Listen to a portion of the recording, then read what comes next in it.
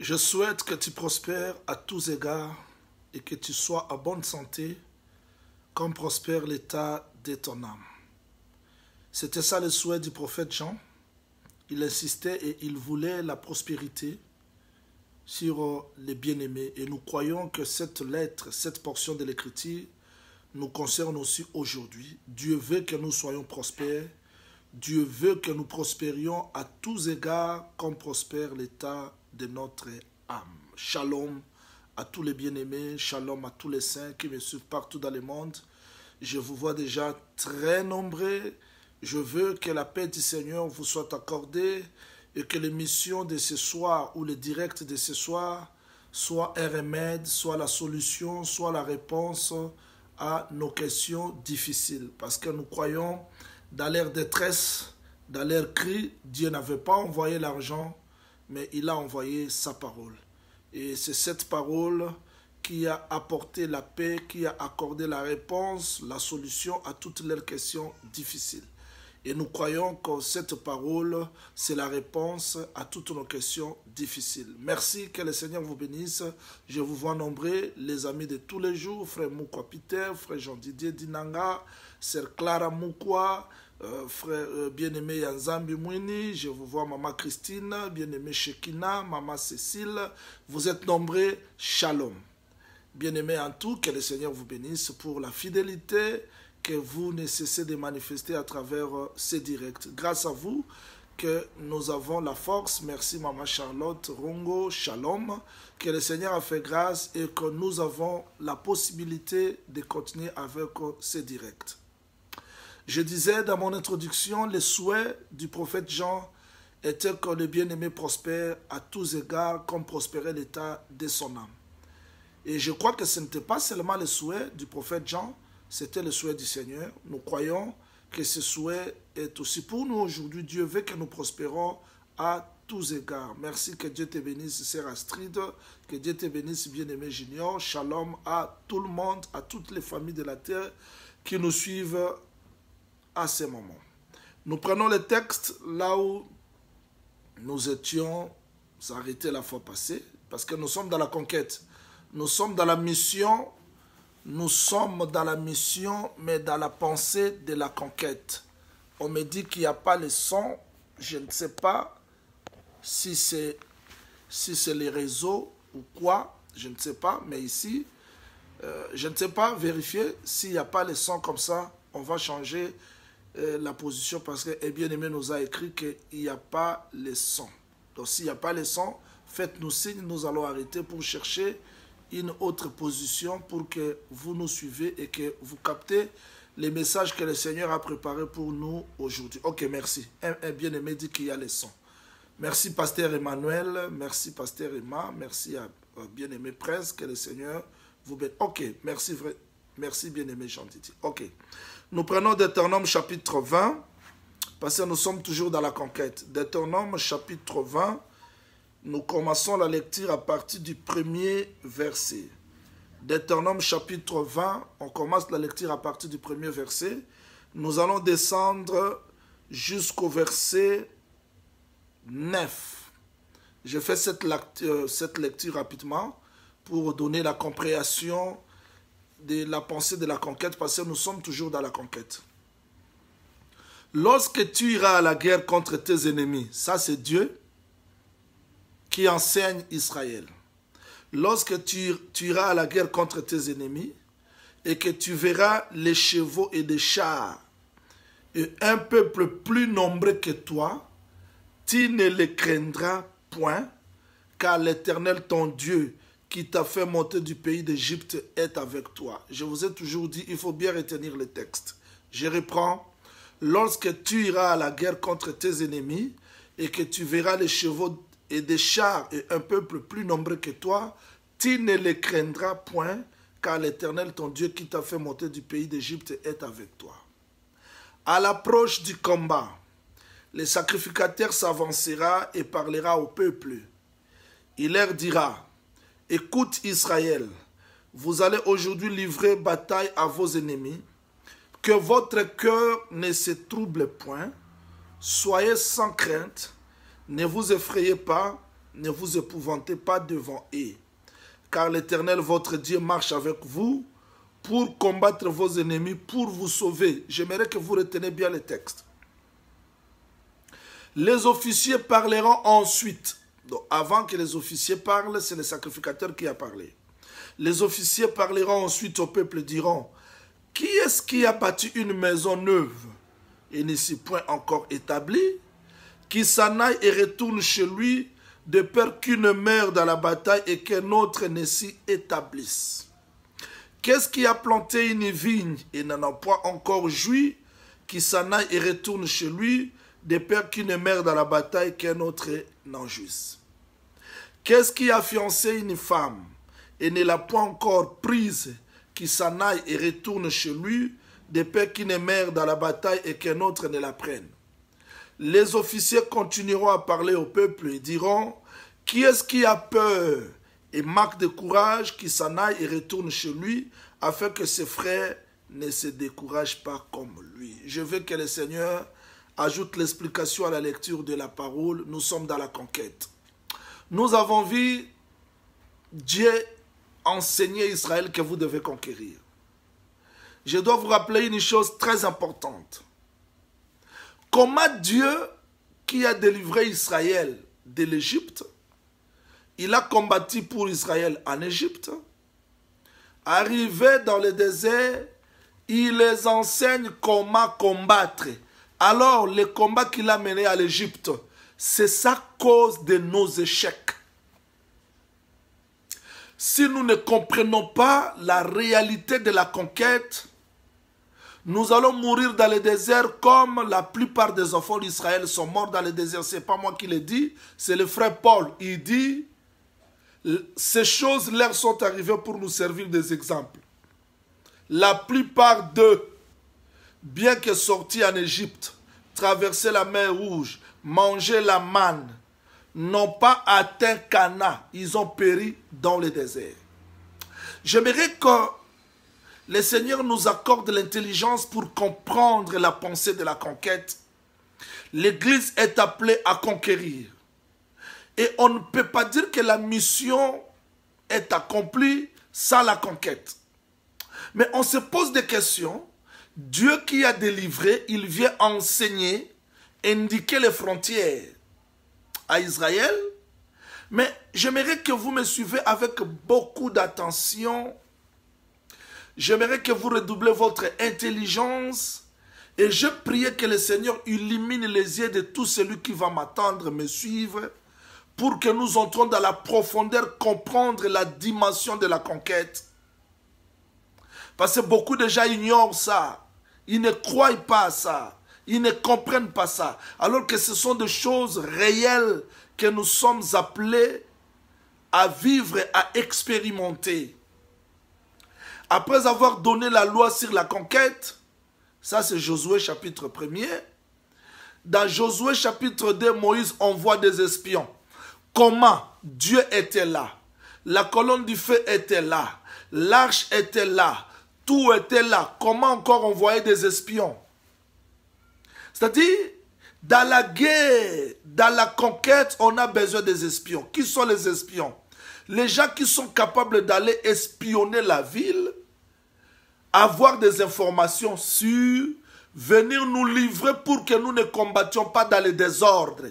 Je veux rappeler aux prédicateurs qui me suivent. Un prédicateur, c'est un espion. Pourquoi?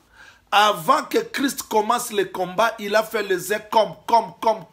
Il est monté avec eux dans le ciel pour leur montrer le ciel, montrer la pensée, comprendre tout. Et quand nous descendons sur la terre, c'est pour expliquer au peuple comment ils doivent conquérir. Parce que le premier espion, c'était lui-même. Vérifiez le texte, vous allez voir que Joseph part en Égypte. Mais quand vous lisez seulement comme ça, vous n'allez pas comprendre qu'il était un espion en Égypte. Il est allé en Égypte. Quand ses frères sont arrivés pour chercher le pain, alors que chercher le pain, c'est chercher Joseph, parce que c'est Joseph qui était l'explication du pain. C'est comme les enfants d'Israël, ils ont cherché le pain alors qu'ils cherchaient Jésus. Quand Joseph voit ses frères, il dit, vous êtes les espions. Mais comment il a reconnu que c'était les espions? Et il dit, vous êtes les espions. Vous êtes venus espionner le pays.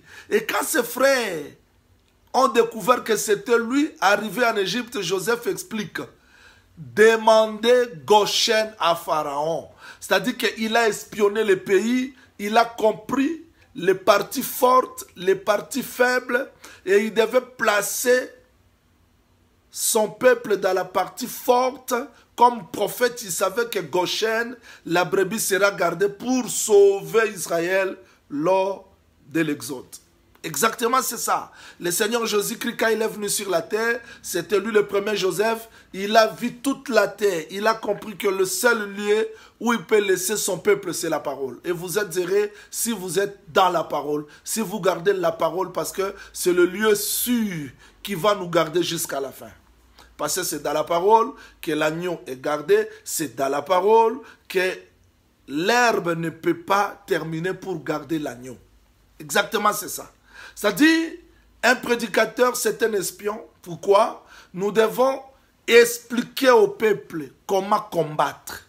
Voilà pourquoi quand les espions étaient de retour, ils ont donné l'assurance au peuple. Ils ont dit, ne vous en faites pas. Dieu nous a donné ce pays. Je veux que le prédicateur donne l'assurance au peuple qui t'attend. Il faut que le message nous apporte l'espérance, bien que nous ne comprenions pas d'autres choses. Mais il faut que les espions nous expliquent que Dieu qui marche avec nous est plus puissant que le Dieu des nations. Voilà pourquoi un espion doit nous apporter des renseignements. J'aime le frère Paul quand il parle sur la conquête. Il dit, nous combattons contre les dominations, les principautés, les autres. C'est-à-dire que c'est un espion qui nous explique comment porter les armes, comment combattre. Et aujourd'hui, à travers ce direct de la conquête, nous sommes venus donner le message de l'espionnage, c'est-à-dire que comment combattre les cas ennemis, parce qu'un espion connaît les cas de l'ennemi. Voilà pourquoi frère Paul dit que pour que le diable n'ait pas l'avantage sur nous, nous devons connaître ses desseins. Mais je vais attirer votre attention sur la lecture que nous venons de faire. C'est très important. C'est très important parce que beaucoup de gens ignorent ça, cause de nos échecs, cause de nos difficultés. Lorsque tu iras à la guerre, je suis dans le premier verset, comment Dieu qui a délivré Israël en Égypte enseigne encore Israël la guerre. Mais Christ est déjà mort à la croix de Golgotha, tout est fini. L'agneau est déjà immolé, tout est fini. Comment nous devons encore combattre? En Israël, la femme ne combat pas. En Israël, Christ est avec nous. Nous sommes dans les rochers, nous sommes dans l'arche. Tout est fini. Mais comment Dieu dit, lorsque tu iras à la guerre contre tes ennemis? Il savait qu'il n'a pas terminé tous les ennemis. Oui, c'est vrai, il a effacé l'acte et les ordonnances qui nous condamnaient, mais il y a encore des ennemis qui sont restés. La mort, les péchés, les mauvais esprits, ce sont des ennemis. Lorsque tu iras à la guerre contre tes ennemis, ici Dieu reconnaît qu'Israël doit combattre. Aujourd'hui, si nous échouons, c'est parce qu'on a tout laissé à Christ. La parole répond à tout. La parole combat pour nous. Écoutez seulement les prédications. Même si les gens voient des mauvaises visions nocturnes, leur vie ne marche pas. Écoutez seulement la parole. Ce que Christ a fait en Égypte, comme l'agneau, c'est bien. Mais il reconnaissait que les ennemis ne sont pas terminés. Voilà la pensée de la conquête dans la mission. À travers ce direct, nous voulons amener le peuple du Seigneur à sortir dans le sommeil, à comprendre, à saisir leur destinée à main, à comprendre ce que Dieu fait et ce que nous sommes appelés aussi à faire. Ça, ce n'est pas un prophète qui parle, mais c'est Dieu qui dit, lorsque tu iras à la guerre contre tes ennemis. Dieu, tu n'as pas fini les ennemis, tu n'as pas terminé les ennemis. Lorsque tu iras à la guerre contre les ennemis, j'aimerais que tout au fond de Dieu réalise. Parce que frère Paul nous a dit que ces choses leur sont arrivées pour nous servir d'exemple. Qui que vous soyez, apôtre, prophète, pasteur, docteur, nous avons des ennemis. Et il faut être conscient que j'ai des ennemis. Vous n'allez pas seulement dire l'agneau est immolé. L'agneau est immolé, oui. On ne combat plus pour la vie éternelle. La vie éternelle, nous l'avons reçue par la prédication. Mais il y a d'autres choses que nous sommes appelés à combattre. Regardez Jésus-Christ dans la chair, comment est-ce qu'il a vaincu? Il y a des échecs, il y a beaucoup de choses. On est là-bas, bon, Dieu lui-même connaissait. Non, Dieu, écoute-moi très bien. Les apôtres étaient conscients parce que j'insiste dans mes directs pour réveiller la conscience aux saints, réveiller la conscience aux gens qui dorment. Les apôtres n'ont pas dit ça. On n'a pas chassé ces démons. Oh bon, Dieu lui-même connaît. Non, non. Ils sont allés vers Jésus pour dire pourquoi ces cas résistent. Pourquoi on n'a pas pu chasser ces démons? Il faut être conscient que d'autres choses nous dépassent et retourner au Seigneur, chercher pourquoi les choses persistent dans nos vies. Qu'est-ce qui ne va pas? Tu n'es pas le premier à le faire. Josué l'a fait. C'est vrai que Dieu a dit à Josué que tu vas conquérir, mais devant Haï, quand ils ont échoué, Josué est resté la tête, ou bien prosterné, du matin jusqu'au soir pour demander au Seigneur pourquoi nous avons échoué. Il y a déjà inconscient, inconstant. Il voit que sa vie ne marche pas, mais il passe tout le temps dans des WhatsApp, tout le temps, dans des télévisions, tout le temps, dans des disputes inutiles, tout le temps. Il n'est pas conscient de sa vie, il est aveuglé. Il y a des temps où tu dois te révolter pour dire non. Il y a des promesses que Dieu a faites pour ma vie, je dois l'expérimenter. Ma vie ne dépend ni de l'Europe, ni des États-Unis, ni de l'Afrique du Sud, ni du Canada, ni du Congo, mais ma vie dépend de celui qui m'a créé. Il y a d'autres choses, il faut donc s'élever, comprendre. Lorsque tu iras à la guerre, Dieu reconnaissait combien qu'il a délivré, mais Israël peut aller dans la guerre. Peut rencontrer des ennemis. Voilà la pensée de la conquête. Prophète Jean-Louis, qu'est-ce que tu veux? Je veux que le saint se comporte comme les militaires, comme les soldats. Combat les bons combats. Il n'a pas un soldat. C'est-à-dire que là, frère Paul rappelait à Timothée, et moi je crois que nous sommes les Timothées de Paul aujourd'hui. Les gens qui disent Paul a dit, moi je dis, toi tu n'es pas Paul, tu es Timothée. Nous sommes tous des Timothées de Paul. Dieu dit ceci, lorsque tu iras à la guerre contre tes ennemis, tu verras, je parle des yeux, peut-être demain, je viendrai donner tous ces détails. Tu verras des chevaux et des chars et un peuple plus nombreux que toi. Tu peux avoir Dieu, mais ça peut faire que les ennemis soient plus forts que toi. Ne craignez rien. Dieu reconnaît que dans la bataille, les ennemis peuvent apparaître plus nombreux, avec des chevaux et des chars, et un peuple plus nombreux que toi. Tu ne les craindras point. Car l'Éternel, voilà, car l'Éternel qui t'a fait monter du pays d'Égypte est avec toi. Pourquoi Dieu se réfère du pays d'Égypte? Parce que c'est là que la rédemption est accomplie. S'il faut interpréter ça, c'est pour dire que le Seigneur qui t'a racheté, l'homme qui t'a payé, l'homme qui a versé son sang est avec toi. Ça, c'est la première des choses que nous devons avoir dans nos pensées, devant les combats, devant les choses qui ne marchent pas. Dans l'esprit de la conquête, je peux gêner, je peux prier, mais dans ma tête, je sais qu'il y a un homme qui a payé le prix pour moi. À l'approche du combat, suivez ça avec beaucoup d'attention. À l'approche du combat, Israël ne combat pas comme les païens. Les combats, non, non, non, il ne se précipite pas. Il suit le règle. À l'approche du combat, le sacrificateur s'avancera, parlera au peuple.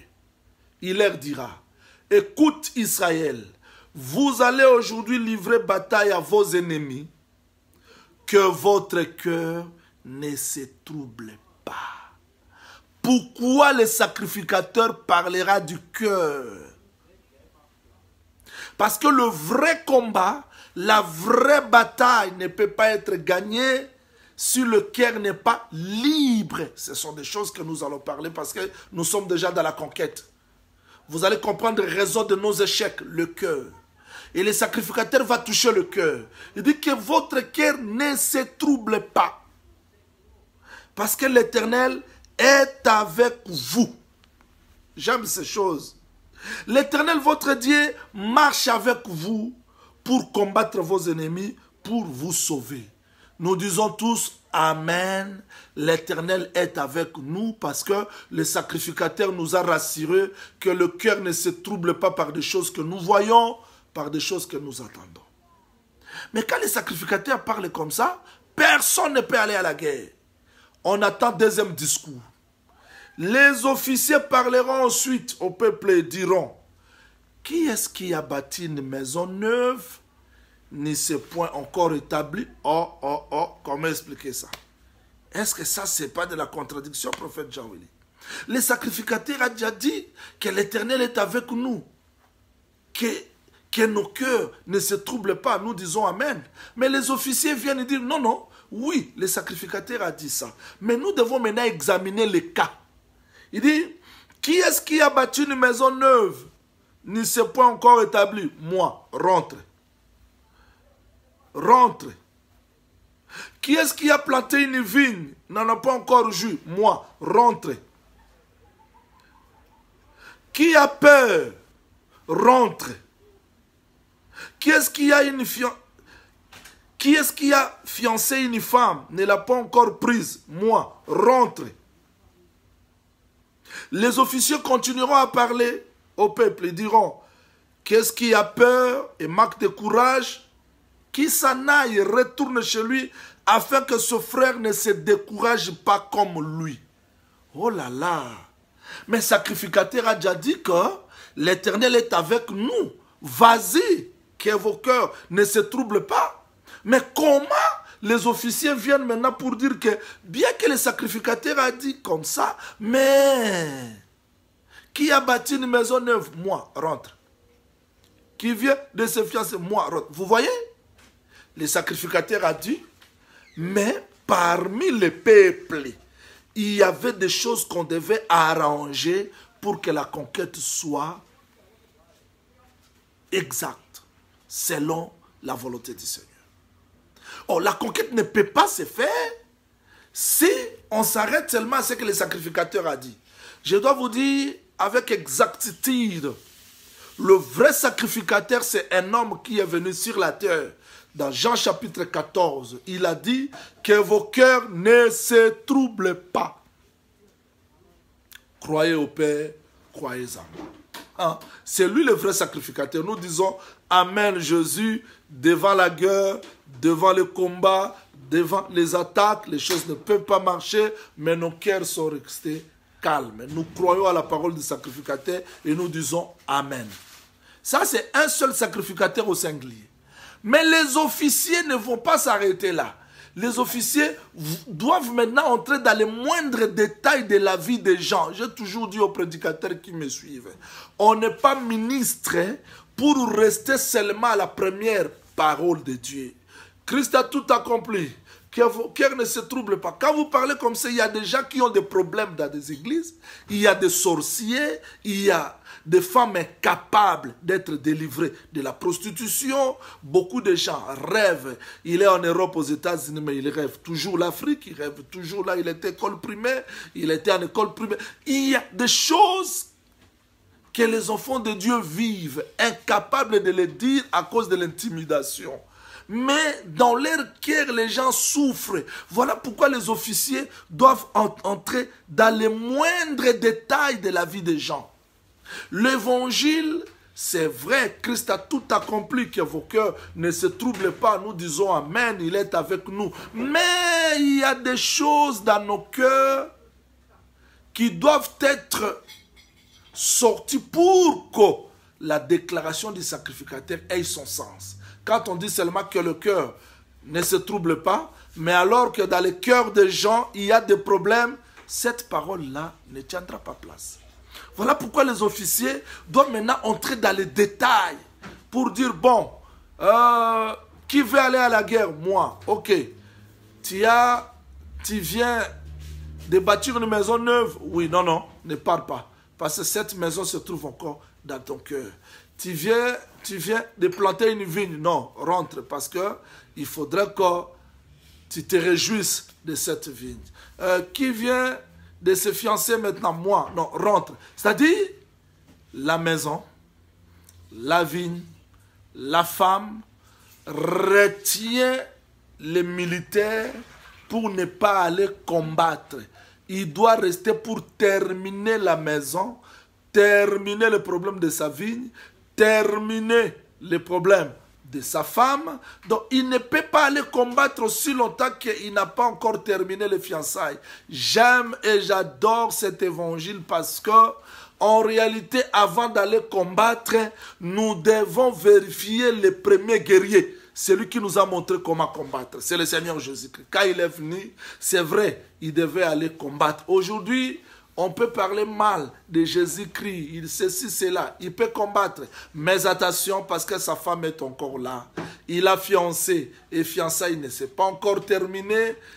Il garde un peu la patience. Parce que sa maison n'est pas encore terminée, l'œuvre, il garde encore la patience. Parce que la vigne, il n'a pas encore tiré les fruits, il garde un peu la patience. Voilà pourquoi il avait dit, je suis avec vous jusqu'à la fin. Donc Jésus est avec nous, Jésus est au ciel, mais il continue à ce que les fiançailles se terminent dans le festin de noces. Alors, il prendra la forme du grand guerrier dans la bataille d'Armageddon. Ésaïe, chapitre 61, là, Dieu a parlé. Ésaïe 61, 1, 2, il a parlé de l'année de la grâce et les jours de la vengeance. Dans Ésaïe, chapitre 63, verset 1 jusqu'à 3e verset, là, on voit un homme de Bostra avec le vêtement tendissant. Pourquoi? Parce que c'était ça l'explication de l'Apocalypse 19, verset 11 à 13. Il revient avec l'épée dans sa bouche pour combattre et juger. Mais pourquoi il ne combat pas aujourd'hui? À cause de sa femme, à cause de sa maison, à cause de sa vigne. Ok. Exactement. Parce que lui, c'est le vrai guerrier. Nous aussi, à notre tour, nous devons nous examiner. C'est-à-dire, on ne peut pas aller combattre comme ça sans l'examen de nos vies. Sans l'examen de nos vies. Quelqu'un va me poser la question, prophète Jean-Willy, ça devient Christ comment? Je vous ai toujours dit que avant de boire l'eau de Mara, il faut que le bois soit coupé, jeté dans Mara, il absorbe Mara, comme ça nous pouvons voir. C'est-à-dire, dans l'écriture, on sort tout d'abord Christ. Quand Christ récupère la mort qui est dans l'écriture, nous pouvons maintenant appliquer cette écriture dans nos vies. C'est ça la procédure. Quand nous sommes devant Mara, qui est l'écriture. Raison pour laquelle nous disons exactement qu'aujourd'hui, pour faire la conquête, on ne s'arrête pas seulement à la première déclaration. Que vos cœurs ne se troublent pas. Ah, merci beaucoup, bien-aimé Jean Didier. Donc, que vos cœurs ne se troublent pas. Croyez, Jésus a vaincu à la croix. On ne s'arrête pas là. Il faut que le message examine les moindres détails de la vie des gens. Si pas cela, la conquête ne sera pas possible. Pourquoi les cas résistent? Les difficultés persistent. C'est parce que la parole n'a pas résolu les moindres détails de la vie des gens. Écoutez ce que frère Paul dit, parce que frère Paul répète Deutéronome. Je vais utiliser la traduction Semeur. Ceux qui ont la traduction Semeur peuvent vérifier ça dans la maison, bien que je n'en ai pas ici, mais je lis traduction Second, mais je vais répéter la traduction Semeur parce que j'ai un peu ça. Frère Paul dit dans 2 Timothée chapitre 2 verset 4, il dit, 2 Timothée chapitre 2 verset 4, il dit, il n'est pas des soldats qui s'embarrassent des affaires de la vie s'il veut plaire à celui qui l'a enrôlé. Où est-ce que Paul a ramassé cette recommandation? Il a ramassé ça dans Deutéronome chapitre 20. Et maintenant, la traduction Semeur dit, un soldat qui va dans l'expédition militaire. C'est-à-dire, on compare la vie chrétienne à l'expédition militaire. Il ne peut pas donner la pleine satisfaction à celui qui l'a enrôlé s'il veut. Maintenant, s'il a encore les choses du cœur, du monde dans son cœur. C'est-à-dire, nous comprenons par là que Dieu voulait séparer le monde et l'esprit. Oh, j'aime frère Paul. Qu'est-ce que frère Paul dit? 2 Corinthiens chapitre 10. Oh là là, le temps nous est déjà parti. Je travaille encore demain matin. Je dois m'arrêter là. 2 Corinthiens chapitre 10. Voilà ce que frère Paul dit. Verset 3. 2 Corinthiens chapitre 10, verset 3. Il dit, si nous marchons dans la chair, nous ne combattons pas selon la chair. Ici, je dois insister. Quand je parle de la conquête, je ne parle pas de la conquête comme le monde. C'est-à-dire, devant les gens qui vous combattent, vous utilisez la haine. Non, non, non, non, non, non. Il faut faire la séparation. Frère Paul nous dit ceci, si ton ennemi a faim, donne-nous le pain. C'est ça la conquête. Donne-lui la nourriture. En faisant cela, vous amancez le charbon ardent sur sa tête. C'est-à-dire, nous avons notre façon de combattre pour la conquête. Nous n'allons pas conquérir comme tout le monde, non. Nous avons notre façon de combattre. C'est-à-dire que l'Église, les saints, ont leur façon de combattre. Nous ne combattons pas comme tout le monde, mais nous avons notre façon de combattre selon la volonté du Seigneur. Alors, je veux dire en un mot, c'est-à-dire que pour aller combattre, il faut séparer la chair. C'est-à-dire, frère Paul dit, qui vient de se...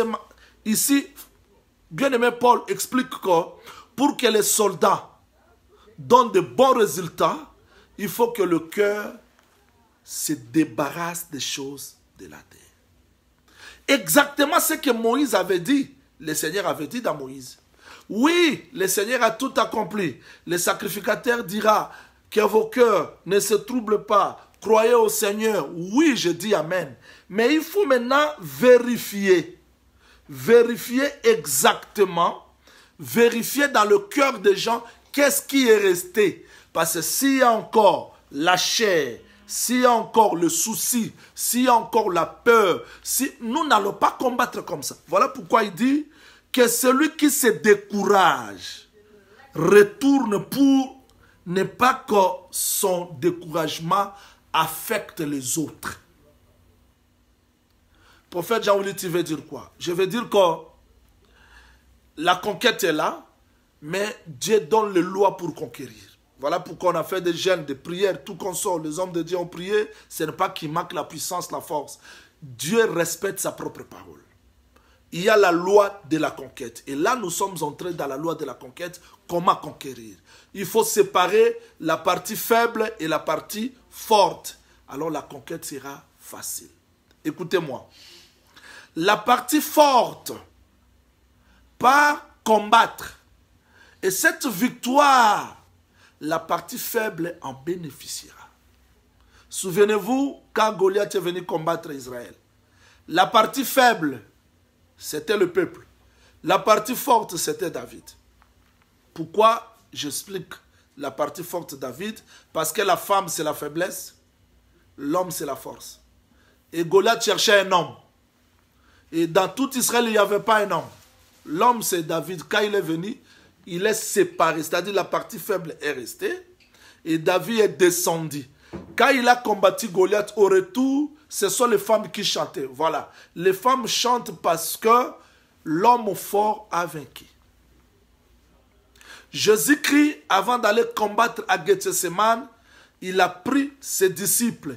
Il les laissa. Pourquoi il a laissé les disciples? C'était la femme. C'était la partie faible. Il part seul. Et pendant qu'il priait, la sueur se transforma en sang. Et la partie faible ne pouvait pas combattre avec lui. Prophète Jean-Willy, la partie faible encore, c'est quoi? La chair.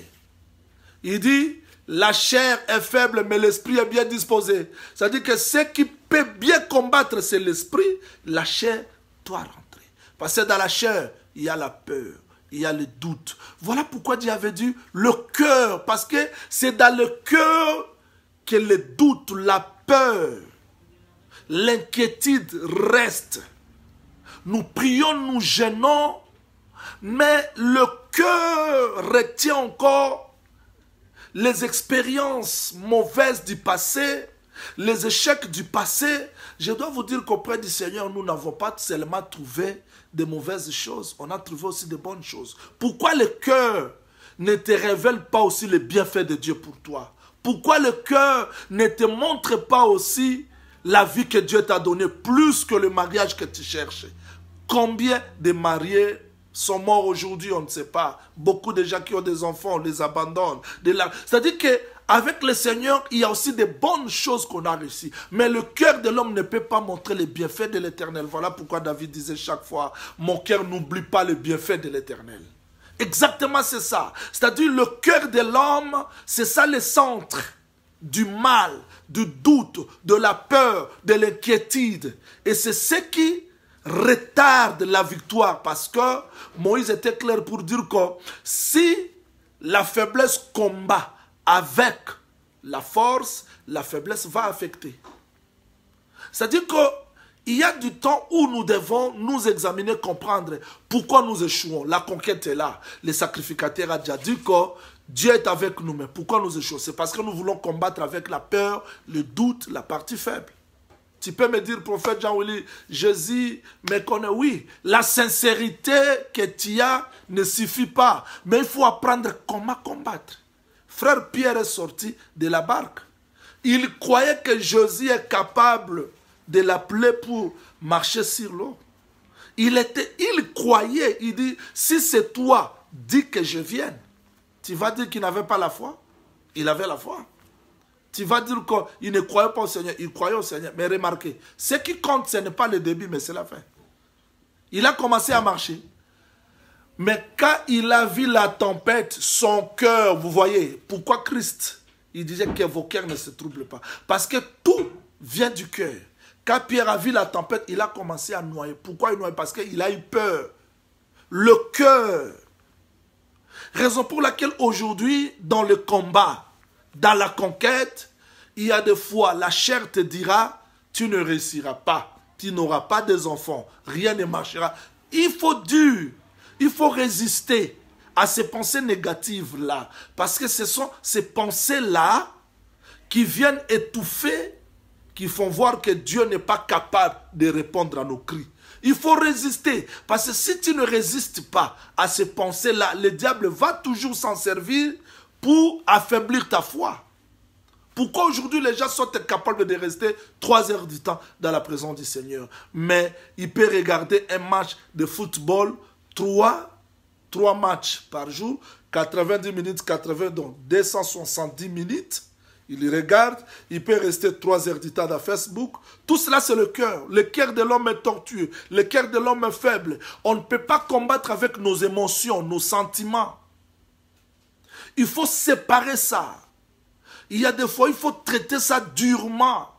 C'est-à-dire, le diable te dira que tu ne réussiras pas, tu ne mettras pas au monde, les choses ne vont pas bien marcher, mais je suis venu te dire ce soir que tu vas conquérir parce que Dieu qui t'a fait sortir de l'Égypte marche avec toi. Tu vas conquérir parce que Dieu est avec toi. Il combat avec toi. Il connaît tes ennemis. Pourquoi alors il permet cela? C'est pour que tu comprennes la victoire, parce que tu dois manifester la victoire de Christ dans toi. Voilà la pensée de la conquête. Je crois que demain, nous allons continuer sur la conquête, ne manquez pas. Nous allons continuer dans Deutéronome 20. Nous allons continuer dans Deutéronome 20, ne manquez pas. Et retenez bien ce programme dans vos agendas, s'il vous plaît. Retenez bien ce programme. Jeudi 16, vendredi 17, samedi 18, nous aurons un service de prière de 3 jours. Et nous aurons un direct, c'est-à-dire je veux faire un service de délivrance et vous serez connectés parce que je vais prier pour les gens. Ça sera des moments forts, l'exhortation et des temps forts de la prière. Donc jeudi 16, vendredi 17, samedi 18, nous aurons le temps fort de prière, commençant par 19h. C'est-à-dire 19h jusqu'à 21h, 19h, 21h. À part samedi, ça sera 17h, 19h. Et ça sera en direct. Nous aurons beaucoup de temps de la prière. Nous allons prier ensemble. Ça sera une prédication. Et nous aurons beaucoup de temps de la prière. Que le Seigneur Jésus-Christ vous bénisse. Priez pour nous. Que le Seigneur nous soutienne. Nous sommes ensemble. Nous avons besoin de vos soutiens dans la prière. Et informer les gens que nous continuons dans la conquête. Nous voulons, là, si quelqu'un vient te distraire, on n'a plus le temps de la distraction, mais nous voulons conquérir. La mission de l'Église, c'est la conquête et nous devons conquérir parce que le Seigneur est avec nous. Partagez ces directs, invitez les gens, faites-les voir que nous sommes dans la conquête. Ce n'est plus le temps de débat, ce n'est plus le temps de la distraction. Nous voulons voir Dieu sortir. Dans les Écritures, nous voulons les palper et je crois de tout mon cœur que le Seigneur les fera. Pour ceux qui ne sont pas encore abonnés sur notre chaîne YouTube, allez seulement dans Jean-Willy Mbanzasui. J'ai à peu près 3 ou 4 chaînes YouTube, mais vous allez voir une chaîne où je suis en costume jaune. Abonnez-vous là-bas parce que nous nous préparons pour mettre tant de vidéos pour votre édification. Que le Seigneur Jésus-Christ vous bénisse. Demain, à partir de 9h30, heure de l'Afrique du Sud, nous allons suivre Campement en direct, la loi de la pureté du camp, et 21h, heure de l'Afrique du Sud. Que le Seigneur nous fasse grâce. Merci, merci, que le Seigneur Jésus-Christ vous bénisse. Merci frère Jean-Didier, merci sœur Élisée, merci frère Peter, merci ma sœur Astrid, merci sœur Christine, merci frère Antou. Vous êtes nombreux, je ne saurais citer les noms de tout le monde parce que tellement que vous nous suivez à chaque instant. Merci pasteur Emma, l'ami de longue date, que le Seigneur vous bénisse, nous sommes ensemble. D'ici là, portez-vous bien. Demain 9h30, heure de l'Afrique du Sud et 21h, heure de l'Afrique du Sud. Que le Seigneur Jésus-Christ vous bénisse. Ciao.